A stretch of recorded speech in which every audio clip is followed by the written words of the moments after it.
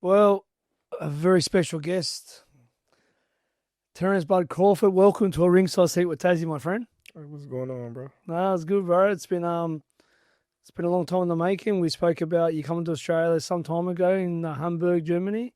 Guten Tag. Yeah. and then finally we made it happen, man. So first part of Australia we've just done Gold Coast and the Brisbane, and now day 3 of the Terence Bud Crawford tour. We're in Melbourne. So how's it been so far? It's been great. Everybody been treating me with the utmost hospitality. Um, I haven't had nothing but, good times and good memories so far. You haven't had that Vegemite yet. A what? You haven't tasted the Vegemite. Nah.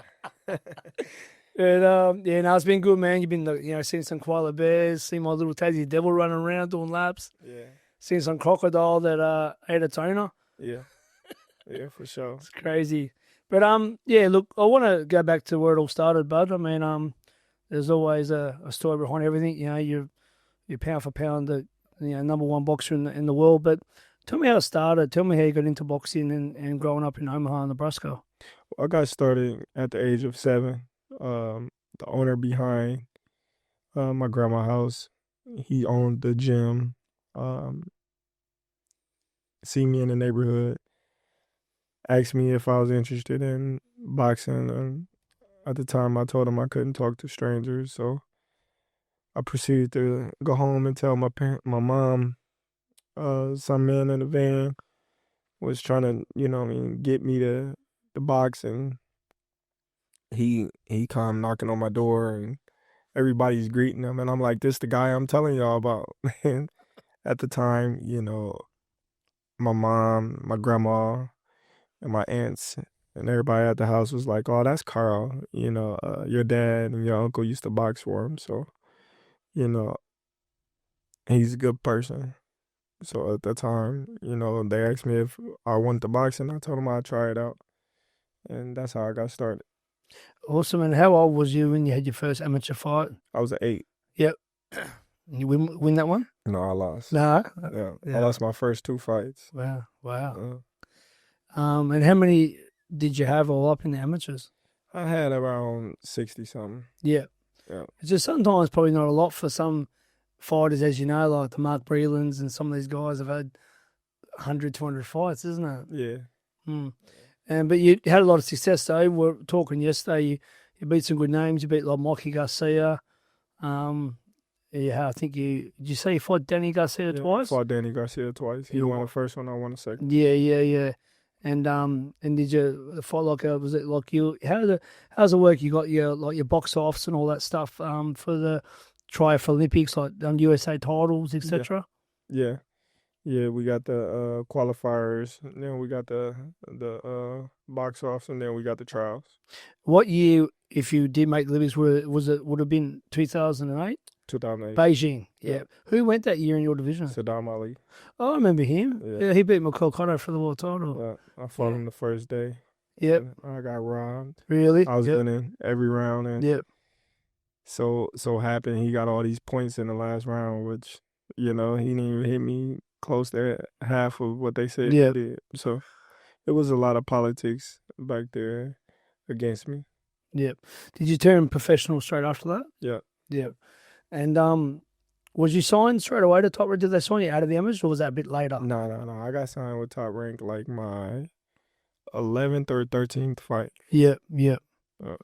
I was signed with this promotional company called TKO Boxing. I've heard of them, I think. Yeah. And where did you have your pro debut, in Omaha? No, I had my pro debut in Denver, Colorado. Oh, yeah? Okay. Yeah. Awesome. And that was at 130? 135. Oh, you started at 135. Yeah. And then obviously there's that story with where you go and spar Tim Bradley. What age was you when that sort of happened? I was in my 20s. Yeah. I'm probably 24. Yeah. Was you signed to Top Rank then?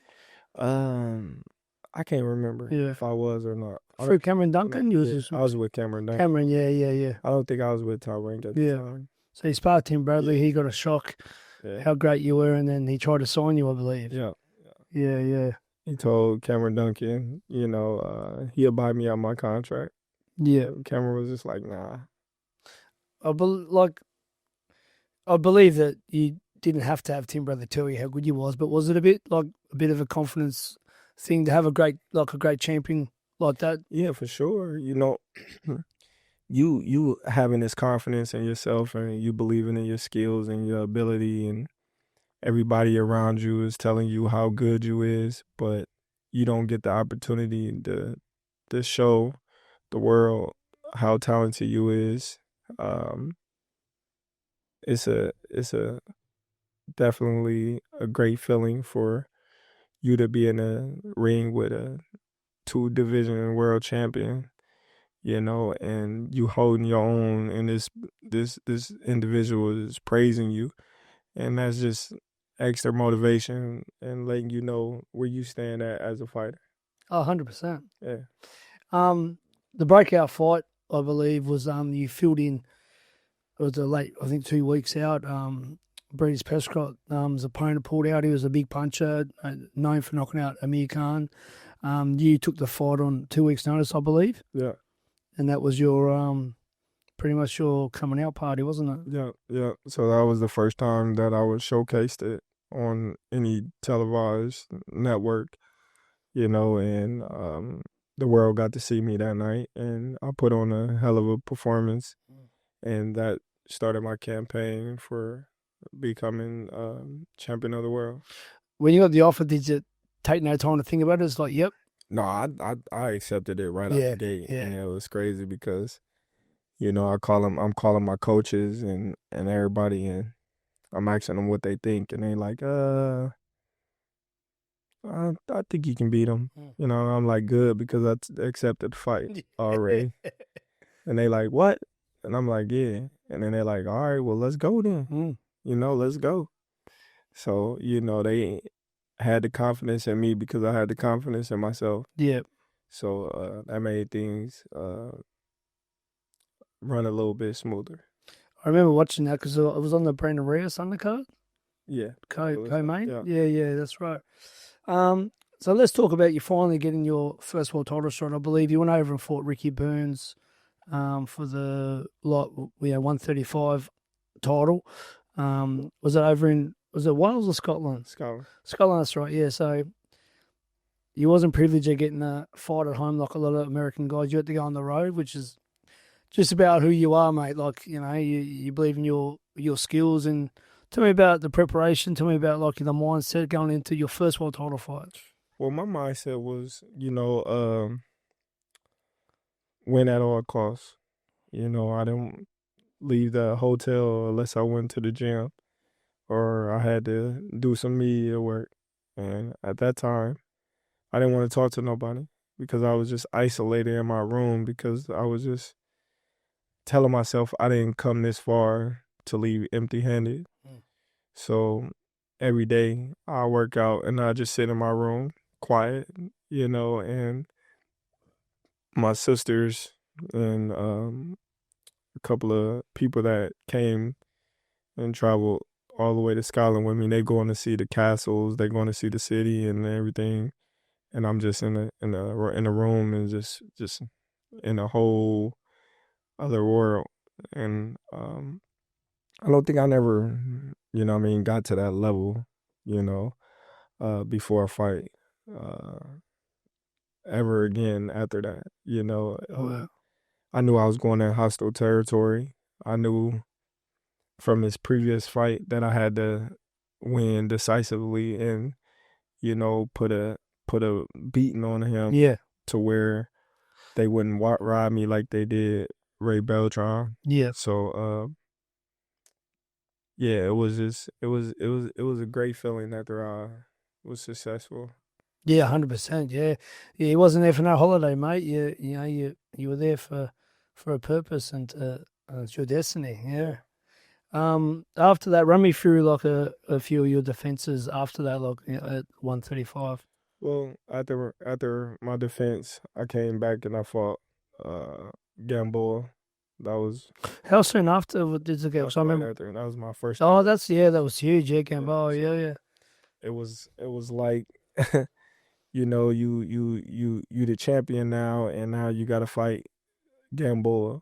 Mm. You know, and he was one of the top fighters in the world. He was. I really liked him. Yeah. You know, me personally, I was like, damn, you know what I mean? Like this my homecoming fight. Mm. But another part of me was like, oh, they trying to get you beat. Mm. You know, they don't believe in you. So, you know, you got to make an example out of them, you know, and show them that, you know, you belong here. So I accepted the fight.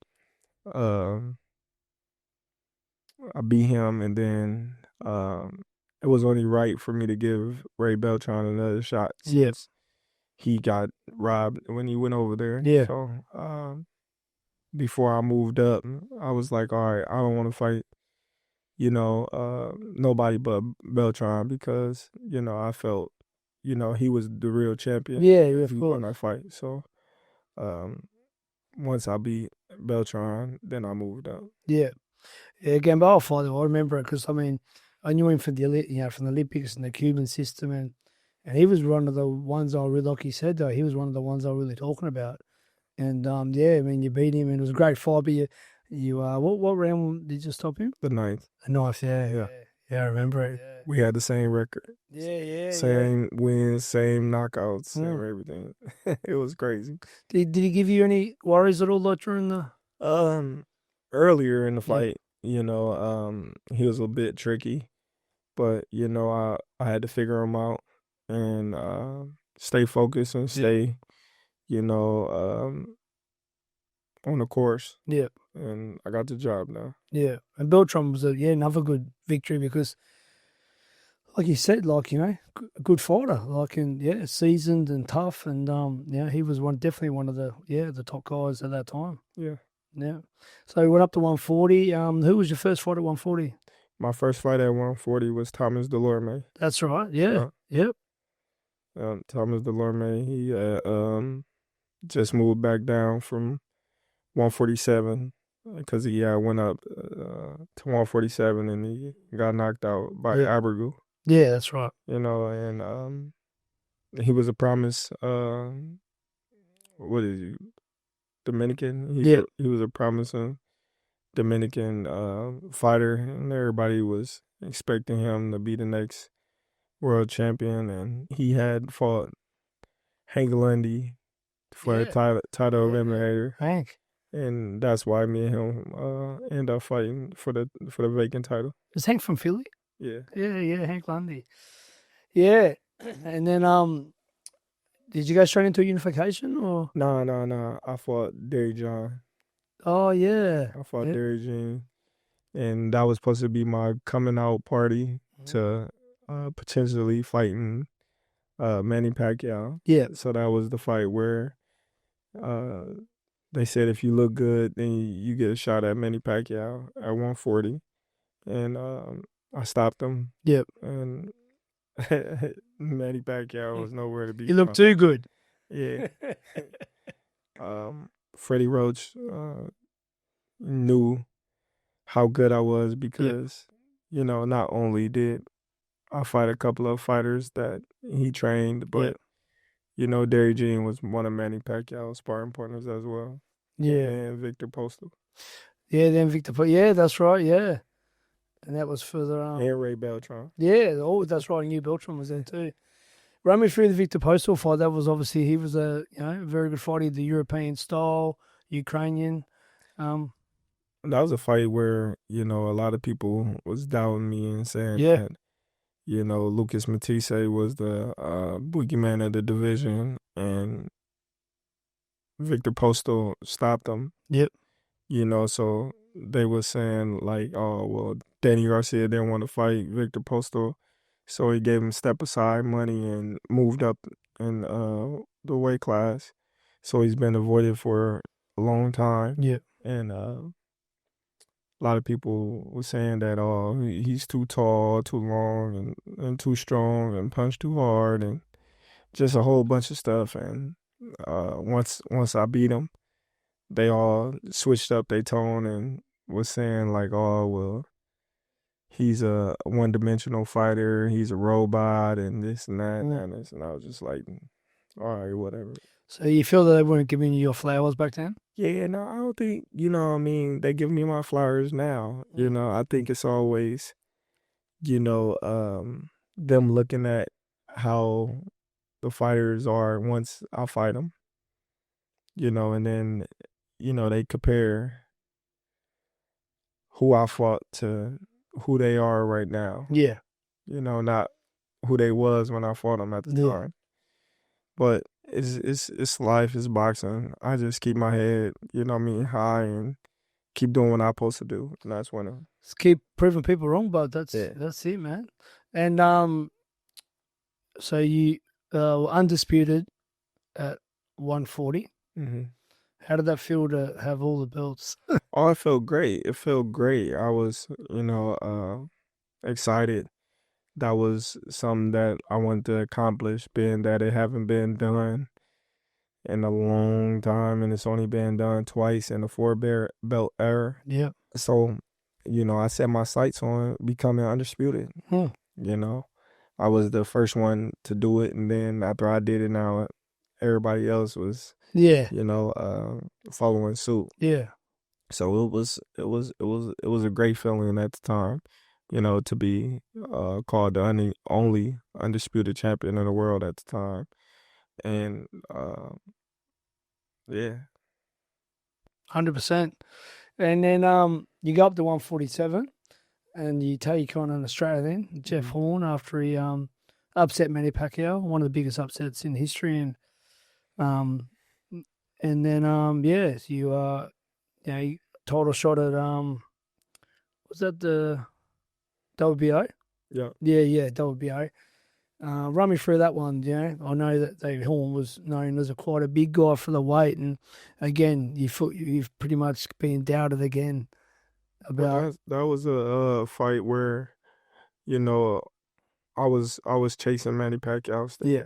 I thought Manny Pacquiao will win that fight. I was already the mandatory. Yeah. So that was my way of trapping him, by moving up in weight and going for the WBO title instead of any other title.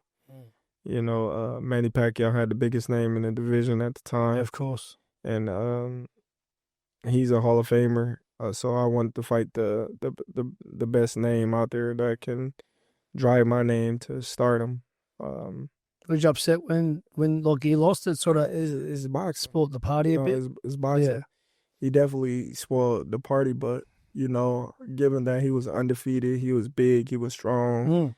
The way that he was manhandling Manny Pacquiao at times, it was a good opportunity for me because, for me to showcase what I did to him and what he did to Manny Pacquiao, that just shows, the caliber of fighter that I am, that he couldn't do the things that he did to Manny Pacquiao to me. He couldn't roughhouse me. He couldn't bully me, so that was a good feeling for me to show the world, like, listen, I might be skinny, but I'm not weak. I'm not small at all.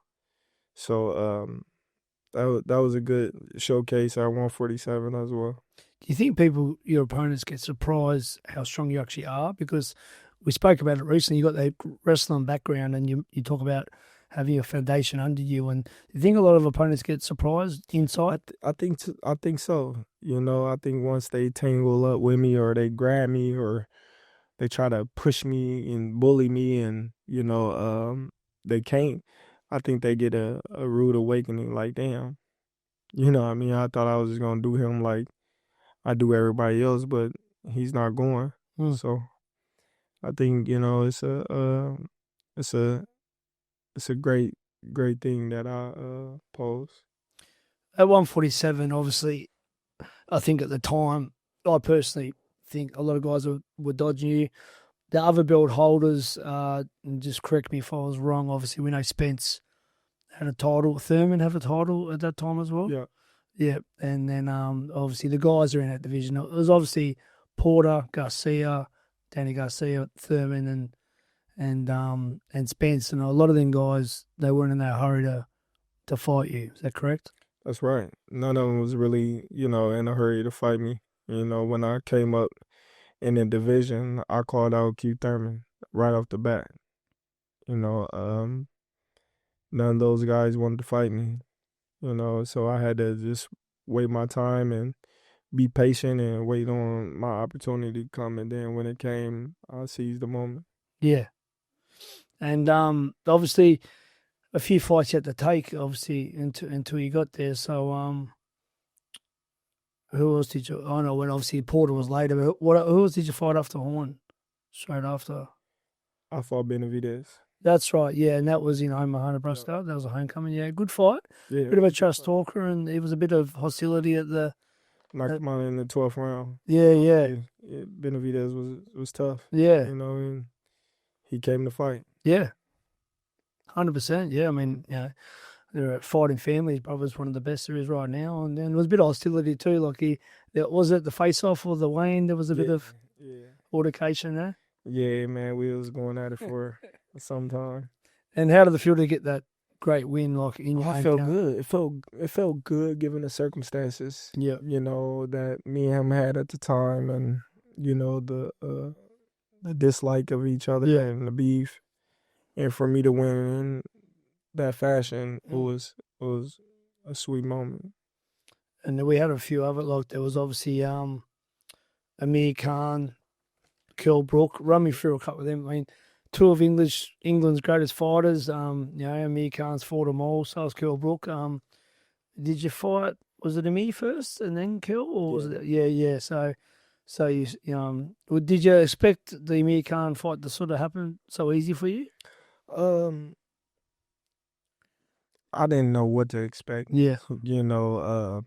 I knew Amir was fast. I knew he jump in and jump out. But another thing I knew that, his punch wasn't, too resistant. He wasn't punch resistant. Yeah. So you seen him being dropped before plenty of times, but you seen him get up, so you can't never question Amir Khan's heart. No, of course not. So in my mind, I was just always saying that I just got to catch him. You know what I mean? I just got to touch him, and just catch him. And then I'm going to be in good company. Yeah. And I dropped him in the first round. Yeah. That's what I remember. And then obviously Brook fight. Was the Brook fight was that the one during COVID? Yeah. Yeah. And he always starts well. He started well with Golovkin. He started okay as well. Like with you, like he was early, he was seen to be okay. What round you caught him?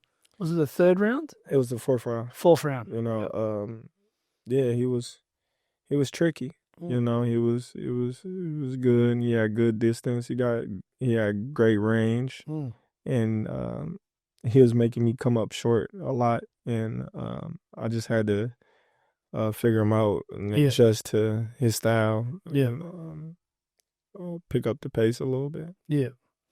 Was there any time you were getting frustrated there, like having to sort of wait, like no one? I mean, by that time, Spence has pretty much got all three belts, and that fight's just not happening. Yeah, I've been, in a situation where I was frustrated a lot in that situation. Given that I was, calling for the fight and everybody was saying that I was ducking them and that I should have signed with PBC, and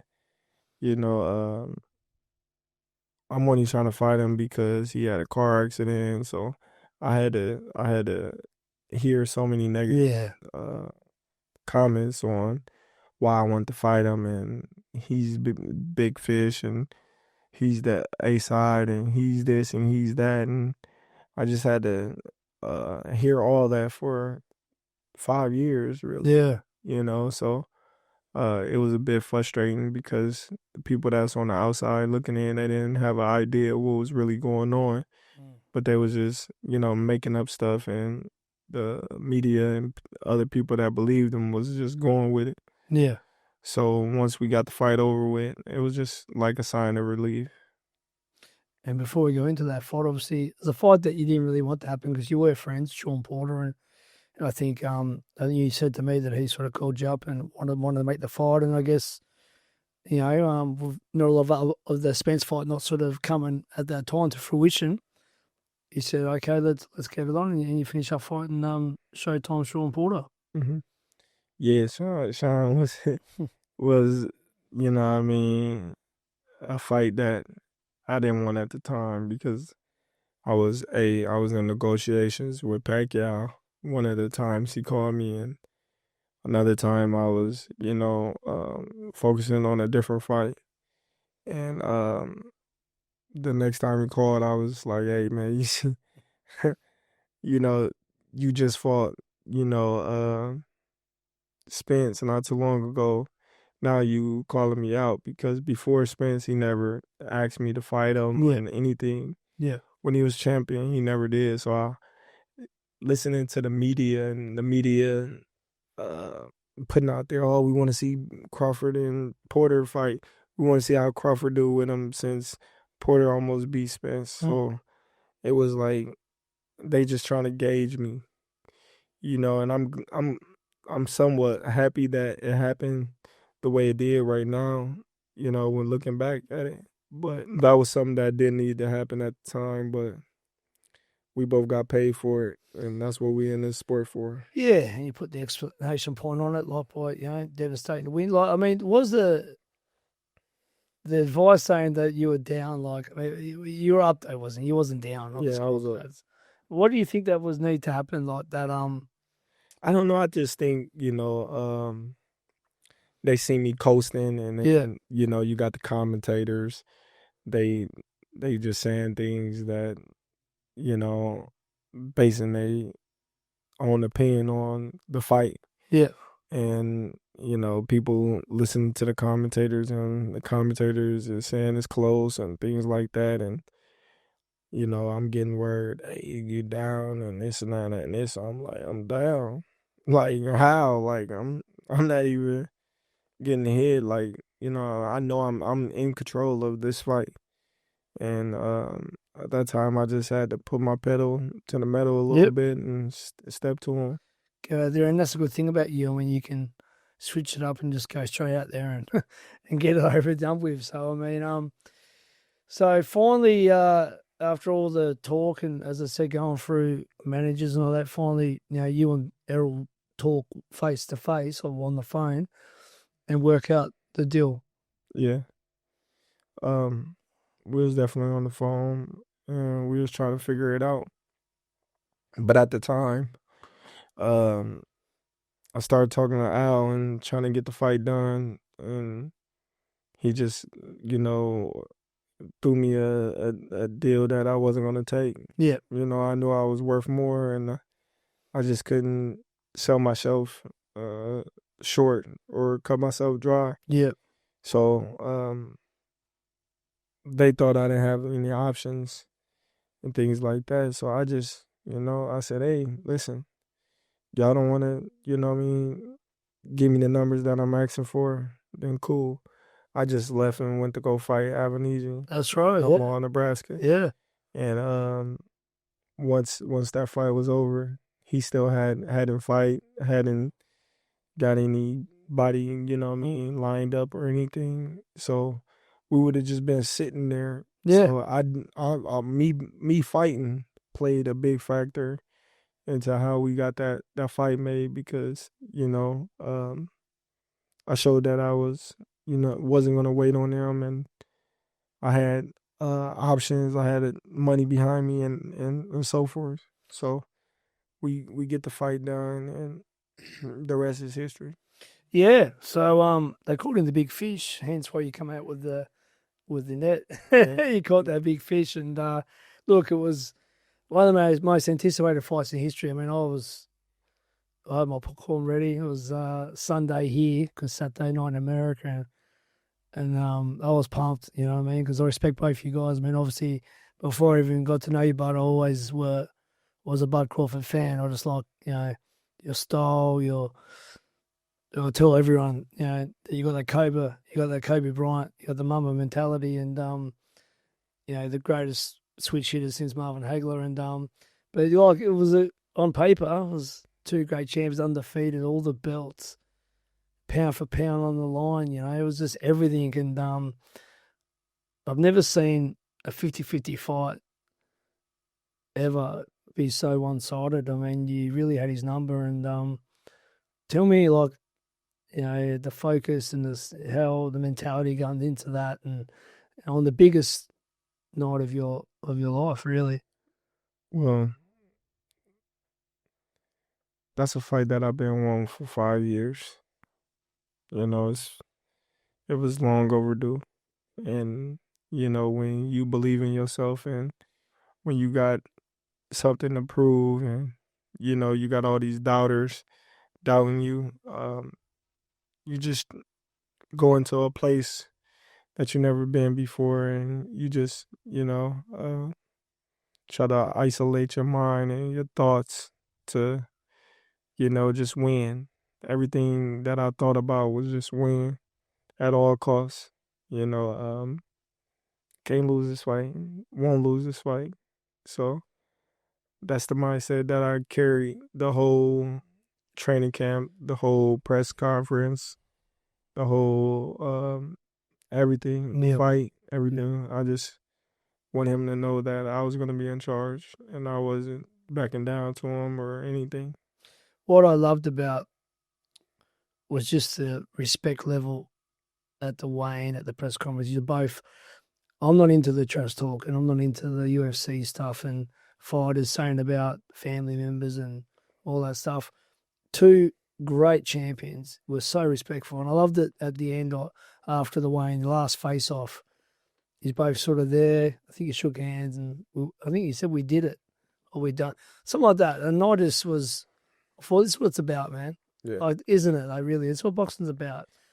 Yeah, like, and I love that. And how did it feel to be on the equivalent? Because I put that fight and I'd done a poster. I remember I said this. I told everyone, this is Ray Leonard, Thomas Hearns at 147.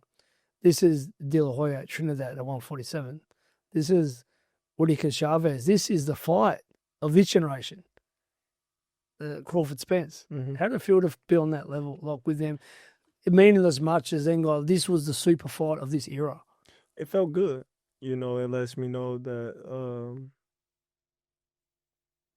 I was meant to be on that level. You're doing something right. You know, I was supposed to be in, you know, there a long time ago. I just felt like my career was stagnant.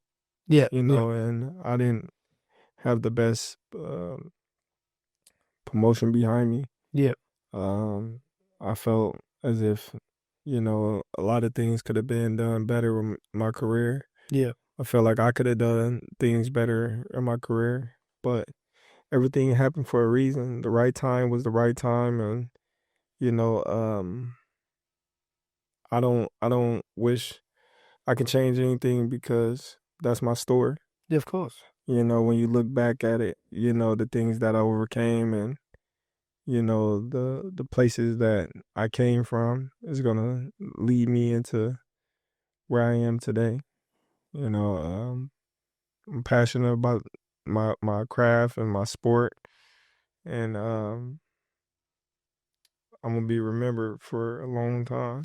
100%. I mean, but I remember that fight, though. I mean, after the first knockdown, I remember Spence coming back throwing a big left-hand bomb straight away.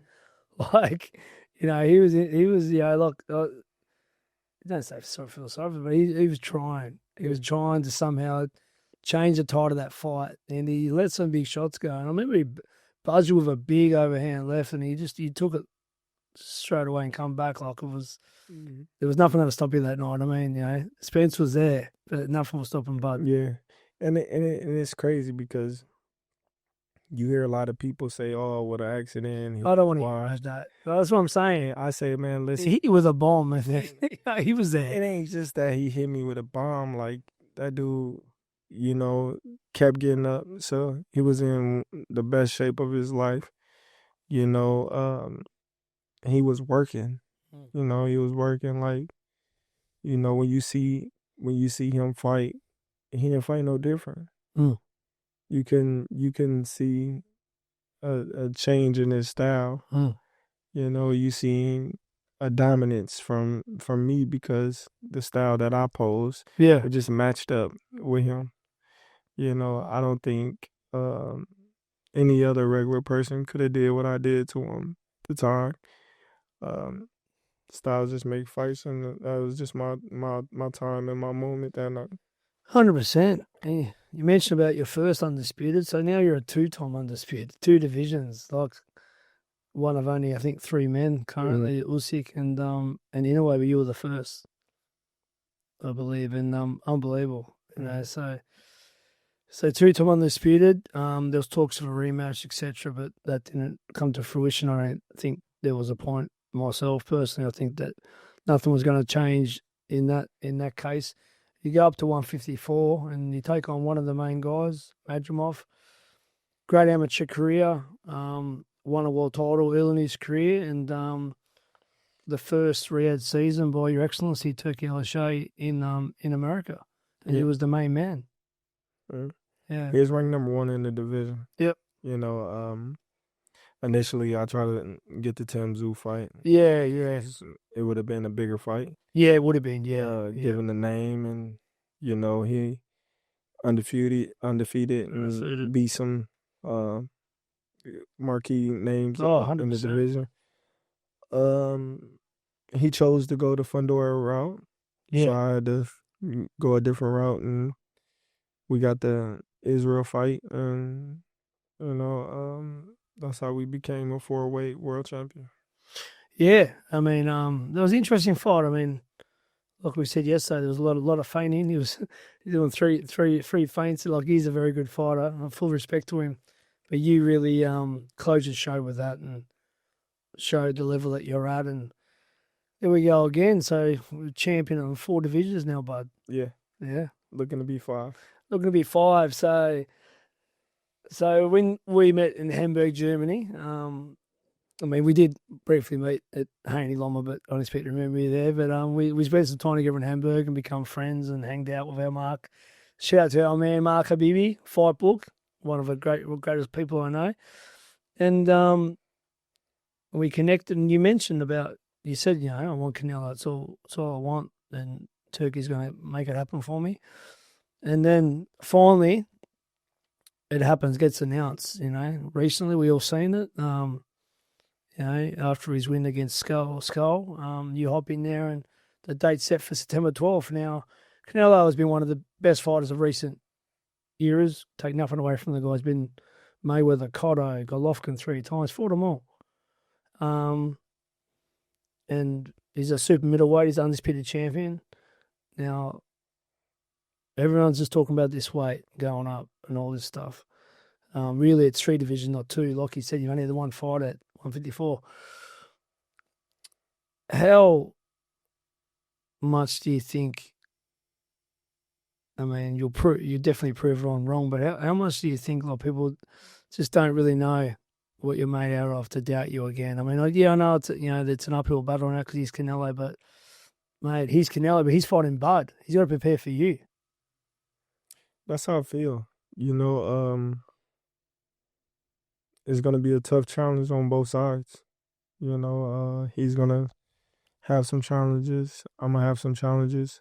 But that's what great fights is about. You know, who overcome them challenges and who capitalize on the other fighter mistakes, and who got the best game plan, you know, who can adapt. So I'm going to be ready. I'm going to be prepared, and I'm excited, and I'm looking forward to it. Oh, for sure. I mean, look, you know, as you said, like you didn't get the Pacquiaos and some of them names, you know, which you deserved. You got Spence, you know, but this is the big one. This is Canelo, and this is the biggest fight of probably the century. It's up there with all the big fights, and I'm not just saying it, Bud. No, I know you're going to do it, bro. You know, styles make fights. No, it's your destiny, it's your legacy to become 3-time undisputed, and in 4 different weight classes, and your 5th weight class as well. Yeah, you're joining that club as well. Definitely. So you're joining some clubs. Before we finish, you know how much I love the history of the old fighters. Like, look, I know I've already heard it before, but for the viewers, like looking up to early in your career, like the couple of fighters that you really liked was Roy Jones and Floyd Mayweather, correct? Yeah, Roy Jones, Floyd. Yeah. I mean, you can't get much better than them two. Nah, not at all. What was about? Tell me about each one. So starting with Roy, what was it that really? His athleticism. Yeah. You know, his speed, his power, his punch placement, his IQ, the way that he went about boxing. He's a hooper. I like to play basketball. He fish. I like to fish. You know, just his lifestyle. He like dogs. I like dogs. Mm-hmm. You know, me and him had so much in common. You know, even still to this day, I'll be like, dang, you know, I mess with that stuff too. Floyd, Floyd is Floyd. You know, I remember running home after the gym, you know, like Floyd about to come on. Floyd about to come on. We got to watch HBO. We got to turn to HBO. And just, you know, everything about him, his defense, his offense. You know, at the time he was a shark. You know, he was a seek and destroy before. Oh, pretty boy. Yeah, before his guy that big rallies and that. So, unbelievable. It was just like, man, dude, we gotta watch this dude. Like, you know, just studying him and just trying to take what I can from him and put it in my arsenal. Yeah. You know, that was a guy that I had to watch every fight. Yeah, yeah. I love how you have so much respect for Floyd, Bud, because a lot of fighters from your generation, like this and that, and they all, you know. But I know you speak, because like he has paved the way for a lot of people, not just in the boxing, but he showed a lot of the guys the business concept. You know, and you went through the same thing. He got out of top rank. Yeah. Because he wasn't getting brought along. Like he was in the De La Hoya shadow, and I mean, obviously they're known to promote a lot of Hispanic fighters and that. He went and done his own thing, and look what he done. He showed everyone that you can be your own boss, and that's exactly what you've done. Yeah, for sure. And Andre Ward as well, who we both admire. You're good friends with him, and I've met him once. I love Andre, so gee, shout out if he ever gets to watch this. But yeah, and so Floyd definitely, you know, he's been not just as a fighter, but you know, the business part of it. Mm-hmm. It's insane. A few of the modern day fighters, like I know how close you are with Shakur. Yep. I love Shakur too. I think he's just unbelievable. I've watched him ever since he was an amateur. Brother. He's your little brother, man. And I think when you finally hang the gloves up, he'll be the pound for pound number one. I really believe. I said it for ages. When I met him, I said, "Your next Pernell Whitaker." Yeah. I love his style, his patience, his boxing abilities, IQ. His ring generalship. It's amazing. How much does it, your bond, your friendship, and that means to each other? Oh, it means a lot. You know what I mean? To me. I know it means a lot to him. Yeah. Because, you know, not only is it just me and him, it's his family as well. Yeah. You know, and that's bigger than boxing. Oh, always family bigger than boxing. Keyshawn too, he's with your team. He's a good dude. I met him as well that same night. Great fighter.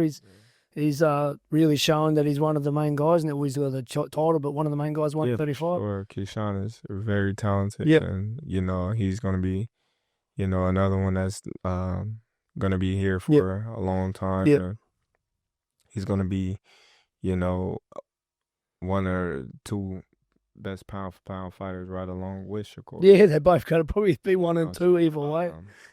You know, they both want to, you know, a great upping. Yep. In their career. Yep. And they both young, so they don't have nothing but time to get better. And, you know, keep rising to the top. Yep. That division's hot. I really like Abdullah Mason too. Yeah. He's like, it's a lot of opportunities down there. 135, man. That's hot. And look, we know the money man of the division and Tank. You know, he's been obviously, you know, one of the best fighters, and obviously, I think he got a lot of attention when he was with Floyd. I think he sort of got a bit of a leg up there, but the guy was knocking out. Everyone loves knockouts. Yeah.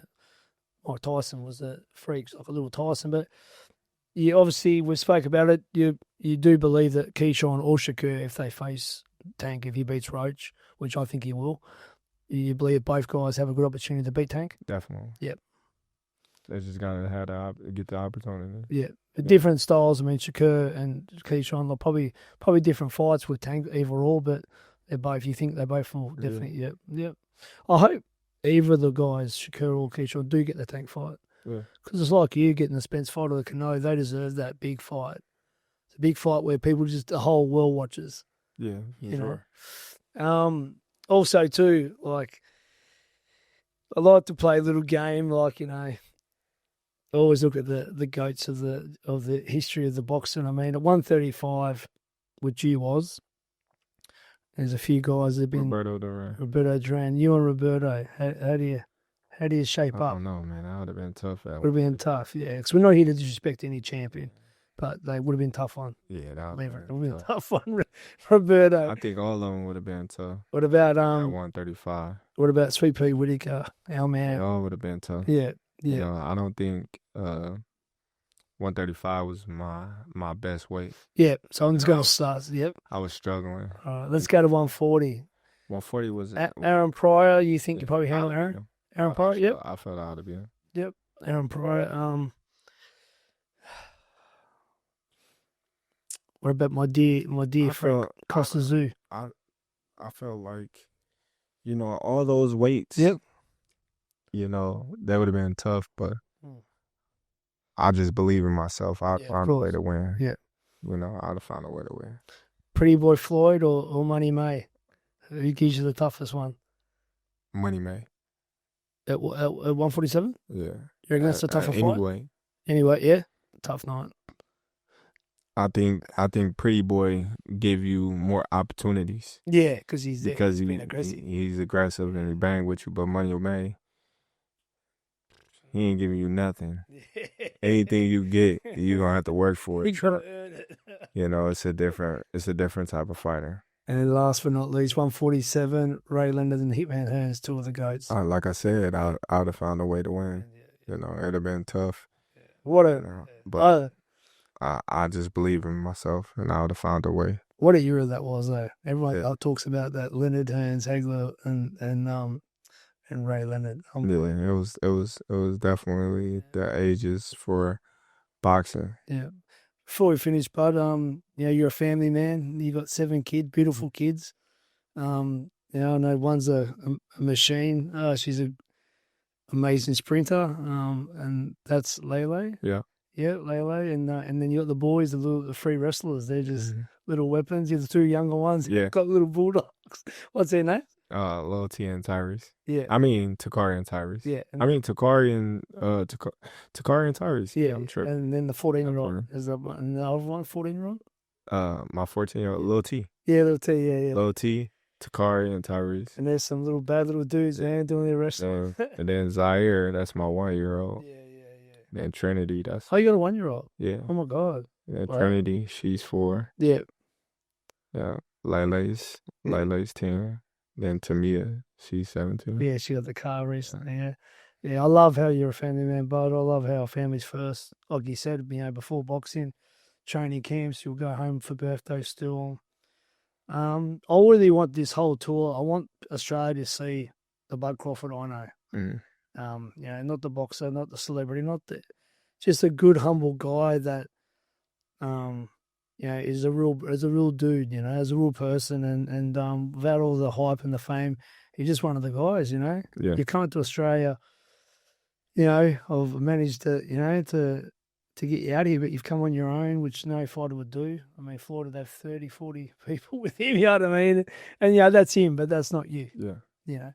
Like we said about you were talking with the interview recently with Shannon Sharp about the cars, and he was saying Lambos and Ferraris, and you're saying, man, I got my truck. Yeah, we get to the destination at the same time. Yeah. No matter, as long as I got a reliable vehicle, I'm good. And what's your last word? What's your advice for any children out there that want to do something in their lives or might be struggling, whether it's mental issues or they might be overweight and feel not good in themselves, or ones that have been bullied, or the ones that just need a little bit extra helping hand. Well, what's your advice to those kids? I just tell them don't give up. Yeah. Listen to your mentors. Yep. listen to the people that have your best interests at heart, and just stay consistent and dedicated to your craft, Yeah. and work hard, stay in school, learn all you can learn, and be the best that you can be. On that note, Terence Bud Crawford, the soon-to-be 3-time undisputed in your Yeah. and 5-time world champion in 5 divisions. Bud, thanks for being on Ringside Seat with Tassie, my brother, and yeah, Thanks, bro. thank Appreciate you. it. God bless, my friend.